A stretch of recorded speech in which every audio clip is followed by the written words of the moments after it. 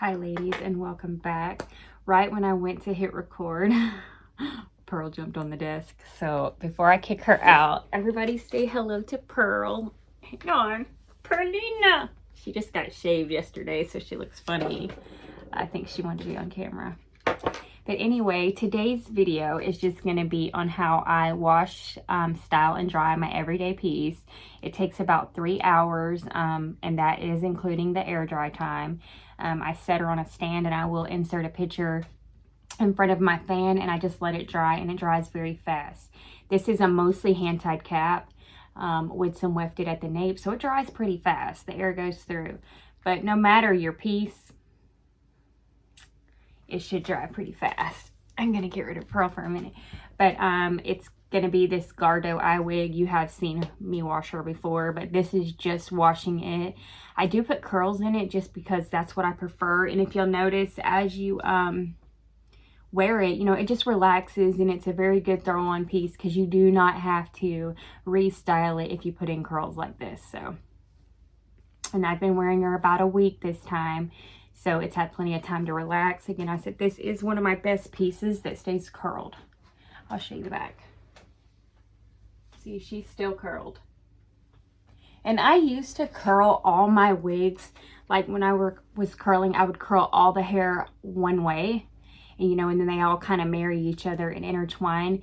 And now I love the look of doing every other. So you're going to curl in, curl out, curl in. And of course, you're always going to curl away from the face, you know, near your face. That way, curls ain't going in your face. But I think that if you would just try it once, if you haven't tried to curl like that, you would enjoy the outcome and the look. It's more of that messy curl, that beachy vibe. But I hope you enjoy this video. Please don't forget to hit the like button. It helps me out. And subscribe if you haven't already. If you have any questions, leave them down below. And the products I used are the same products in my other video. I'm not done yet. I forgot to mention today I'm getting hair mail. I'm getting a new Gardeaux all lace wig. It's a longer wig. It's 18 inches measured from the nape. So it's what I always call mermaid hair. I never buy them for everyday use. I just buy them for when I want beautiful long hair. They're not really everyday wigs. There is a disclaimer on their side about their longer wigs because, for one, they're highly processed to get that beautiful blonde. They're single drawn, so they're like thinner at the ends. They're not double drawn like a wig like this. But if you want to see that, I will be showing how I cut the lace, what it looks like when I bring it out of the box and all of that. So you don't want to miss it, especially if you've been eyeballing a beautiful long blonde Gardeaux wig. So don't forget to hit that bell. Don't forget to hit like, and thank you for watching. So first, I always fill my sink with some lukewarm water, and I am still using the Shimmering Lights purple shampoo. I don't recommend it. I would buy a better brand just because this one can be very drying, but when you do the purple bath like I do, it's not as bad. This is what I use as my only shampoo for my eye wig, and she's, you know, again, older, so I don't like to scrub it or anything like that. So you want to soak the wig down really good first, and then I just soak it in the purple shampoo for about 5 minutes and then rinse it well. And I cannot repeat that enough, rinse well. You want to make sure you get all of that out. And then I was wrong in my intro. For some reason I thought I did silicone mix, but I did that last time. But I'm using my Moroccan Gold Series conditioner. Is my holy grail. It's amazing. Both are very good, so if you don't want to splurge on the Moroccan Gold Series conditioner, get the silicone mix. It's just as good. I use my little brush to apply it. You don't use as much conditioner, and then you can get really close to the knots without touching the knots and having the wig, you know, shed, because if you get all that moisture and all those oils in that conditioner near the knots, you chance them untying and losing hair. And just remember, you are going to lose a few hairs each time you wash. I mean, that's normal. A lot of hairs would not be normal. So after I do this, I'm just going to wrap it up and put it in my heating pad for about 15 minutes on high. It depends on how hot your heating pad gets. Mine gets warm, so you might want to do medium or even low. But I think the heat helps it like penetrate the hair I mean, my wig stays soft. Now, I comb out while it's got the conditioner in it with a wide tooth comb just to get any knots out. You do not have to do this step. You can wait. But once the conditioner's in it, it is very easy to comb. Just make sure you're using a wide tooth comb. And then after I let it sit for about 15 minutes, I'm going to rinse it really well. I probably rinse it for about 3 minutes. You just want to make sure you're getting all that conditioner out. Just make sure you rinse it well because you don't want to leave any of the product in there. It will weigh the hair down and you don't want that at all. And then once I get done rinsing it, I just dry it really well. The best way to dry it is just to take your towel and squeeze the wig and kind of squeeze it out. You don't ever want to rub or add friction to the hair because you're going to cause it to frizz or fray or knot or all that. You don't want that at all. I usually will take my towel and kind of roll it up sometimes, and that will get all the water out, or you can just squeeze it like I do. Either way it works. Make sure you dry inside the cap because the more you dry it, the better of a job you do, the less time it's going to take for it to dry on the stand. And all I do after this is I take my wide tooth comb and I will comb out any knots just to make sure there's none in there while it's wet. But again, I don't recommend this. You have to be really careful. I always do it. I've never damaged the wig, but I like to get any knots out. And I had noticed that I had a knot there, and it was just where probably a hair, had shed and then, got tangled up in there. And I just like to get all that out. And when I dry it, I kind of like to dry it brushed out. That way I don't, have all that frizz or anything like that. And then you're just going to set it on your wig stand or however you usually air dry.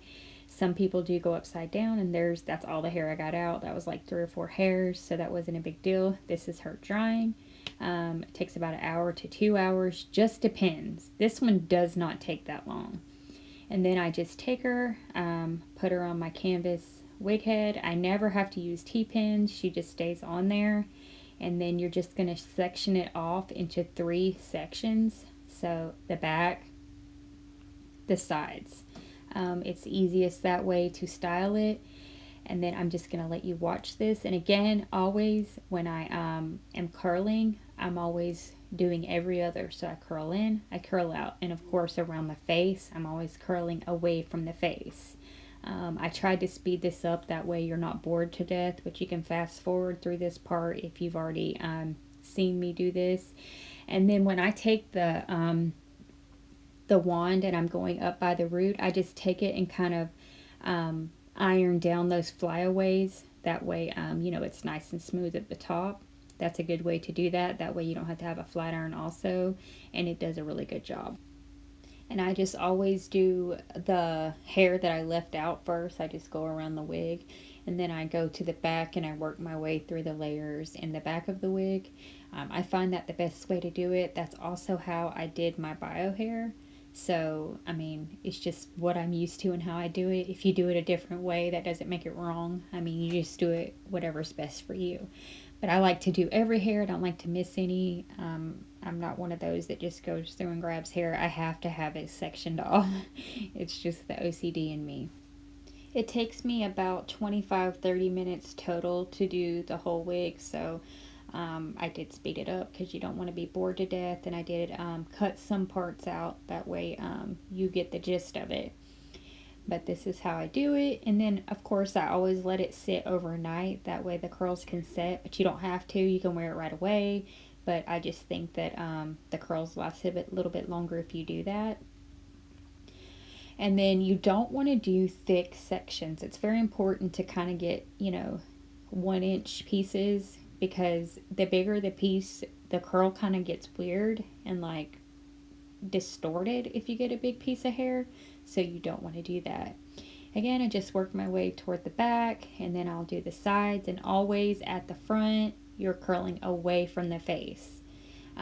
It's just important to do that because it does not look good if you curl towards the face.